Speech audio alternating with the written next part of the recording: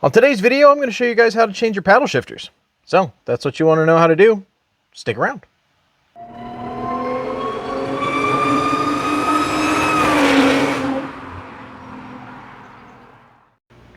Welcome back to the channel, everybody. I'm Cameron, and as always, this is RS7 owners, and I'm back with another DIY. Today, this video is brought to you by Black Forest Industries of Raleigh, North Carolina. They have sent over this beautiful set of their paddle shifters for my car, and I'm going to show you how to put them on. So, this is kind of a complex DIY. It's not hard to do. It just definitely takes some time, and you want to be really patient as you go through this because you can break some wires and some other really small electrical bits. So, pay attention, take your time.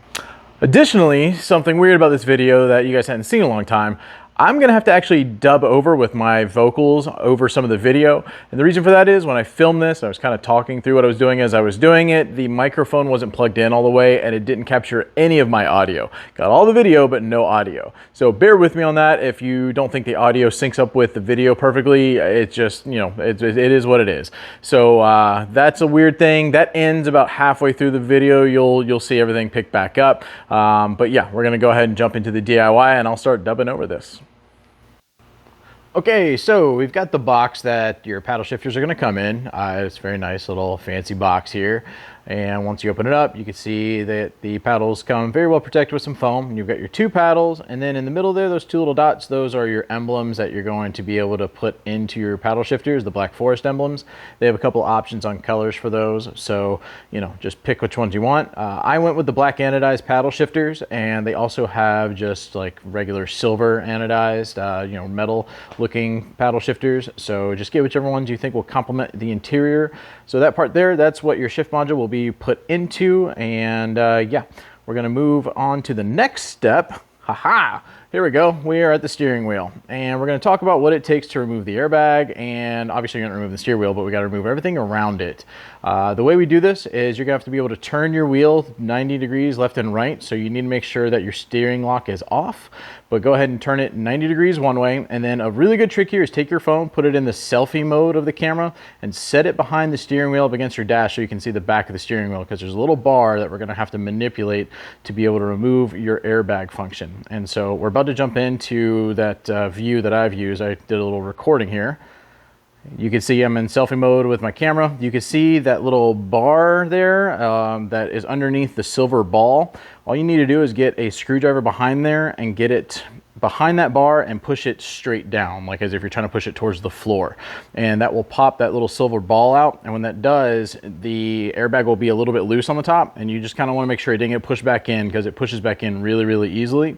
And then once you get that one out, you rotate the steering wheel all the way around again to basically 180 degrees from this position and do the other side. And then the airbag will be able to be removed. So you're gonna just watch me finick with this and try and get this thing popped out. So I'm going to stop running my mouth for now.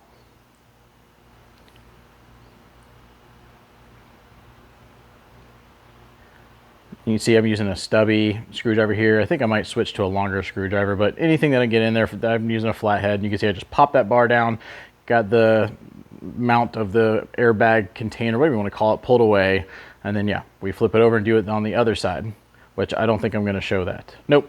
So just do that on both sides, and you can see that the airbag is loose, but don't just yank it out, because there is a wiring harness attached to it. But before we undo any wiring harnesses, we need to move to the back of the vehicle and disconnect the battery, because we don't want to deal with any of the airbag systems having any kind of electrical faults. You know, definitely don't want to have like a short that might cause it to detonate an airbag. I don't even know if that's possible. It's what I've always been told. So just out of safety's sake, we're going to go back here and disconnect the battery so we don't have power going up there while we're messing with all the electrical things.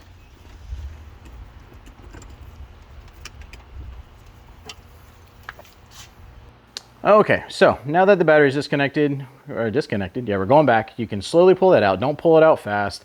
And you can see that there's a wiring harness attached to it.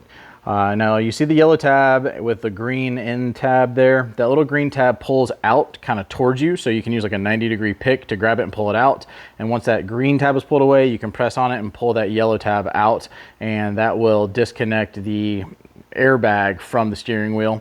And then there's another harness right there. You can see that black one I just pointed to, and you need to disconnect that one. That can pull up out of the steering wheel itself, so you have a little bit more room to mess with it. But here you go. I'm going to show you how I remove this tag. this tag, this connector. You see me, I pulled out that green tag and then that just pops out. So I've got that out, and you can see that that connector came undone on its own as it fell out, and that airbag does have a little bit of weight to it, but yeah. So now we need to go ahead and set that somewhere safe. Don't let that get hit, don't drop it, it's very expensive. You don't wanna obviously compromise your airbag, so put it somewhere safe. Back into the steering wheel, you have to remove the trim piece that contains all the buttons. So your left and right buttons there, the volume knob, all that stuff. And it's a trim piece that goes all the way around the circle there and around the outside of those buttons. That whole thing's gonna come off. So I use my fingers and I get under there and kind of pull it out. It's just held in there by these plastic tabs. You don't wanna jerk on it really heavily. And you don't want to jerk it straight out as it comes out, because there's a lot of wiring harnesses, once again, that are connected to the back of the left and right of this trim piece. You can use some trim tools, but I just use my hands and I just slowly apply pressure to this trim piece and slowly pull it out of the steering wheel. And you'll feel it start to give a little bit. It's not as fragile as it might feel or look, but there are these kind of like attachment points all around this trim piece that connect into the steering wheel. So I usually start at the top, get it loose, start at the bottom, work it out, and then I get my fingers under it and I work my way around to the control modules on the left and right. Just please take your time here and don't let it snap out. Don't break this trim piece.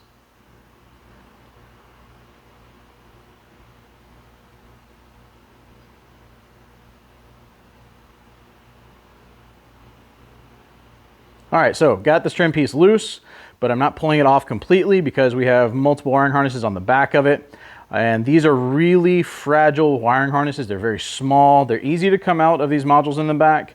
And the wires that run from left to right, they have these channels inside the steering wheel that you can see how it's pulling out there. Just make sure you don't pull on these and damage these, because if you do, you're gonna have a bad time and you're gonna get like steering wheel faults. You'll even get a transmission fault if you break one of the harnesses for the paddle shifters. But remove all those and then you can kind of flip it up to access the back, because your steering wheel, your actual paddle shifters, they have wires that come through and connect to the back of these, and that's how this all functions. And so you need to make sure you get those out, but you can see how tiny all of those are. Just be really careful removing those so you don't damage them. I've actually damaged these before, ripped them out, and have had to replace the modules multiple times. So I'm not really sure what I was talking about in the video here, but that's a good look at the back of this trim piece and shows you that pink wire connects one side to the other. And you can see all the little connections in the back there. The good thing is none of the wires can get cross, attached. Like they all go to a specific one. They're all certain shape and size, so can't really mess it up at all. But once you get that out, you need to put that somewhere safe as well, because you don't want that to get damaged. But you can see those little prongs on the back of it, and you can see the holes on the steering wheel. That's where all of those kind of get pressed in there and held in. So now we're down to our paddle shifters. This is the easy part. There is one screw holding in the paddle shifter assembly, and if I remember, it's either a T25 or maybe a T20. It's a small torque screw. I'm pointing at it right there. Now when you unscrew it, when you pull it out, there's a kind of like a hook from the paddle shifter that goes in, and you can see I'm pointing that there. That kind of like holds in from the backside of the steering wheel. And so you have to rotate the shifter assembly out of there, but that red wire there, that comes out with it. So you don't want to just yank it straight out, because you can damage that wire very easily. So make sure as you pull this out, you feed that wire through without damaging it. So I think I'm just explaining that once again. And obviously I have aftermarket Lamborghini Urus replica paddle shifters on there. Those don't light up. They're nowhere near as nice as the Black Forest Industries ones. But yeah, I'm probably just once again explaining, don't damage this wire. It needs to go through that hole there. You can see the screw as well, the one I was talking about. Like I said, I think it's T25. If you work on Volkswagens, you got Torx bits, you'll figure it out. So once you get that screw out, you can see the shifter assembly on the back, it's just gonna rotate out from the steering wheel, and you want to do that on both sides. Okay, so you can see how I just started to pull that out, and you can see how that thing rotated out, and just really carefully getting it out of there. You can see the paddle that I had in there with the shifter assembly attached. We're gonna go take that to the workbench to take these apart here momentarily. We're gonna do that on both sides, and then yeah, get to a workbench. So you can see I've got the Black Forest paddles here laid out on the bench with those emblems. And this is just me, I think, showing you how to get the adhesive off the back of the emblems and getting them in there. This is a little tricky because they're such small things, so you need to get the adhesive off the back and then drop those into the paddles in the direction and orientation you want them in. Like I said, they're really small, so it's a little tricky. As always, just kind of take your time with this. Don't rush through it and get them oriented how you want.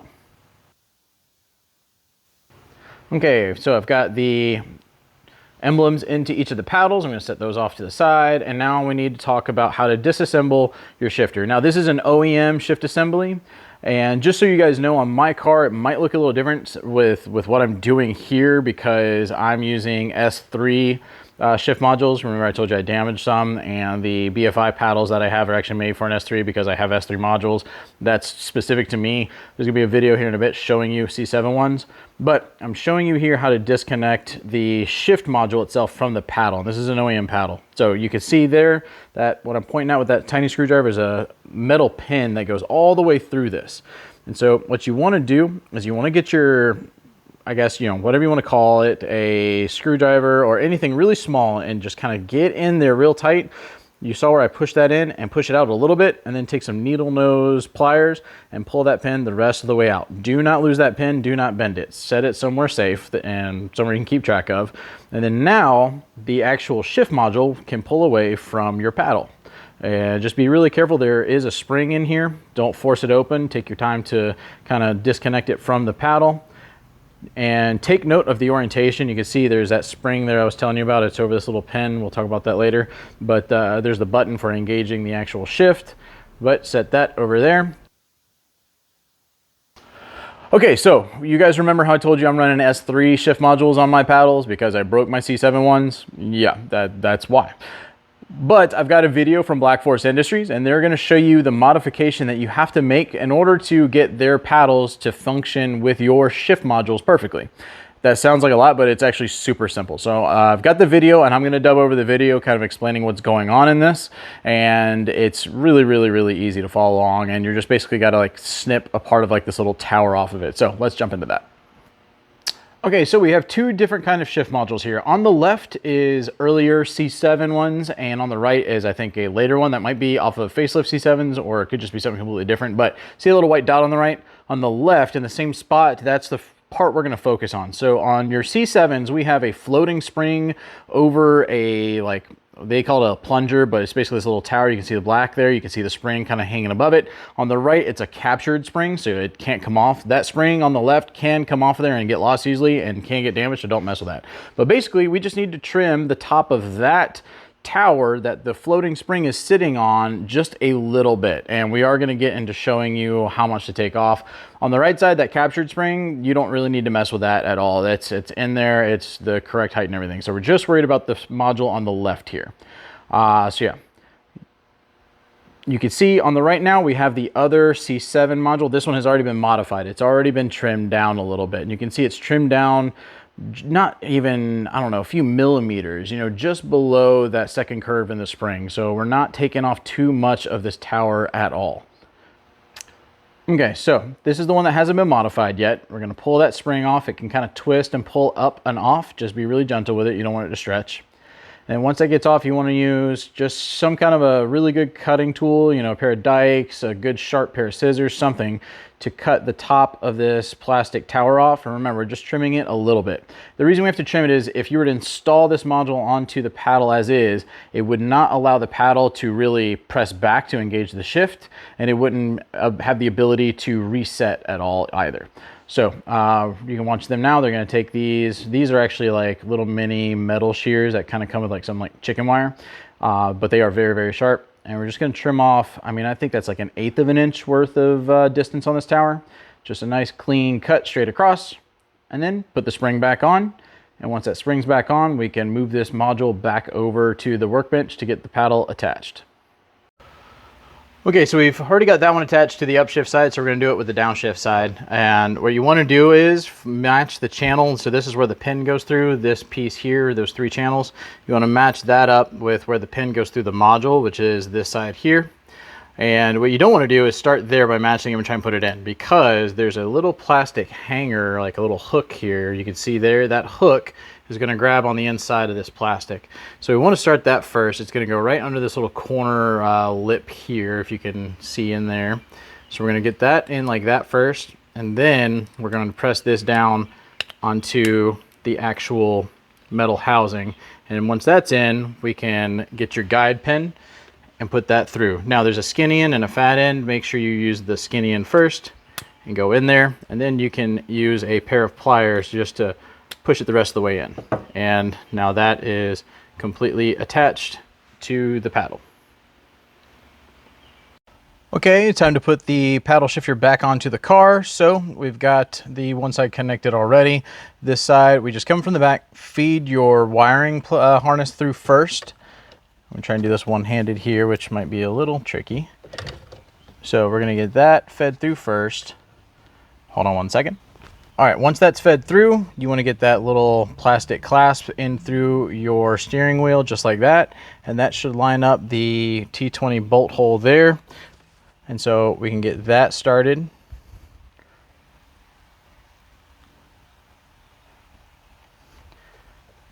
And then once that's started, you can go ahead and tighten it up. And remember, just hand tight, nothing extreme there. You don't want to break anything or strip anything out of the module. Okay, so we've got both paddle shifters installed, and now it's time just to put everything back together in reverse order, starting with your bezel trim. What I've done to prep for that is I've gone ahead and gotten all of my wires in here set into their respective channels. I put the black wire back in over here and gotten it ready to connect to the trim. The lavender wire is still connected to that. Remember, that's got its own little channel up here you can tuck it into. That's all pretty self-explanatory. Just put it back together in reverse order, and when you go to set the trim in, you've got all these little kind of like pins, whatever you want to call these things. Those all connect into all these little tiny holes around the outside of your steering wheel. So go ahead and put everything back together. Take your time, get everything plugged back up all the way. Don't forget to plug your battery back in once it's all connected, and you will be done. All right, I just got the trim piece all put back on. I've got all my wires back in their channels. Everything went in very easily and looks very good. So time to get the airbag cover and airbag back in. Don't forget to plug up the bottom wire as well as get that top connector installed there. Once that's all installed, and you just have to press the airbag cover back in, and those pieces that you undid from the left and right side, those will automatically lock into the airbag cover. That's what these are right here, these two things. So I'm going to go ahead and get that back in, and we'll get the car on and make sure the lights on the paddles work and go from there. Okay guys, so once you got everything put back together, enjoy your brand new paddle shifters. These BFI paddle shifters are awesome. They feel solid. They've got such a crisp shift and reset. And the big thing about these that I really love is that they turn on at night with your lights. Most aftermarket paddle shifter assemblies do not. They just delete the OEM ability to have a light on those. These lights come on at night. These illuminate and show you your downshift and your upshift sides. I use these like crazy when I was at the Tail of the Dragon for Audi Nationals, and they came in super handy. They are very ergonomic. I love them.